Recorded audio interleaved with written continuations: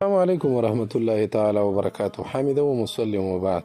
یو محترم ورور پوښتنه کړې ده چې دلته موږ سره په افغانستان کې یو قسم ته لونګۍ دی. لونګۍ دی پټکي ته وایي، پټکې پګړې لونګۍ دا ټوله پټکي ته وایي. وایي دا دی او دې غفوري یا یعقوبۍ ورته وایي او دې کې ورېخم یا ریشم یا ابریشم دا پکې استعمالیږي. نو د دې د استعمال شرعي حکم څه دی؟ او کله دا ګنده کېږي نو دا بیا په اوبو نه وینځي، دا په پېټرولو وینځلی کېږي، نو بیا د صفایي حکم څه دی په پېټرولو. جناب عالي اوله مسله چې یاره دا دې کې ورېشم یا ریخم استعمالیږي. احسن الفتاوا دا مسله لیکلې.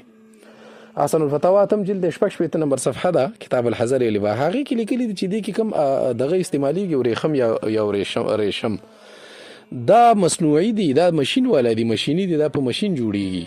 او چې په ماشین جوړی شوي هغه خو چې خالص ورېخمونه جوړوي بیا هم استعمال جایز دی. چې خالص ورېخمي خو حقیقي ورېخم نه. حقیقي ورېخم هغه دي چې هغه یو قسم ته د دې خاص چینجی دی، هغه چینجی ساتلی کېږي، هغې باندې پاڼې به خوري او د پاڼو خوراک نه وروستو بیا چې هغې کوم شیزونه وباسي هغې نه بیا ورېخم جوړېږي. نو هغه په سړو باندې په دنیا کې د هغې استعمال ناجایز او ښځو ته جایز. نو اوس وګوره، نو که چېرته حقیقي نه وي بلکې مصنوعي وي لکه احسن الفتاوا دا مسله لیکلي، نو بیا خو چې خالص ریشم یا ورېخم وي بیا هم خیر د استعمال جایز دی. لیکن که چېرته حقیقي وي نو بیا غلبې ته اعتبار دی. که چېرته دا نور تارونه ورباندې غالب او دا ورېخم او ریشم دا حقیقي چې هغه د چینجي والا دي او هغه مغلوب وو، یعنې هغه لږ کم وو، یعنې 40% ورېشم وو، 40% معافي غواړم 40% که ورېخم وو او 80% پکې تارو، یا مثلا 55 که دا قرنګي حساب سره، نو بیا دغه دی دا بیا بالکل د دې استعمال جایز. لیکن که نه ورېخم ورباندې غالب وو نو بیا استعمال ناجایز. دا قرنګي دا مسله باقاعده طور سره جامع الفتاوا لیکلي، 3 جلد 196 نمبر صفحه د کتاب الحذر والاباحه.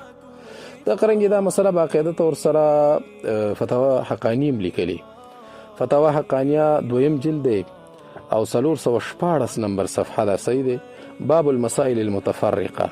نو هغې کې هم دغه حکم ورته لیکلی دی چې رکب الفرض دا غالب او نو بیا د دې استعمال جایز نه دی.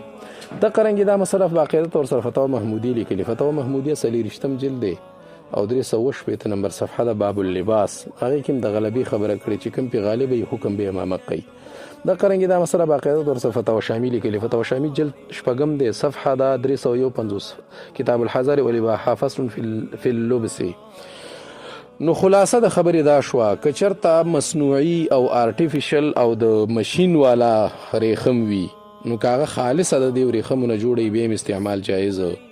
که چېرته حقیقي ورېخم وي چې د چینجي نه پیدا کېږي، چینجي نه جوړېږي، دا چینجي دغه نه جوړېږي، نو د هغې کې بیا غلبې ته اعتبار دی. او پاتې شو هغه بله مسله چې په پېټرولو صفا کېږي، او بالکل هر هغه شی چې مائع وي، مائع او نرم شی وي، هغې باندې کپړې وینځل دا بالکل جایز دي. صرف غسل او اودس ورباندې نه کېږي. اودس چې طهارت دی هغه ورسره نه حاصلېږي، لکه مثلا غسل یا اودس.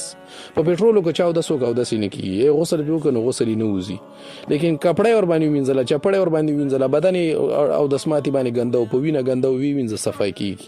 غسل او اودس پې نه کېږي، نورې مسلې ورسره کېږي. السلام علیکم ورحمت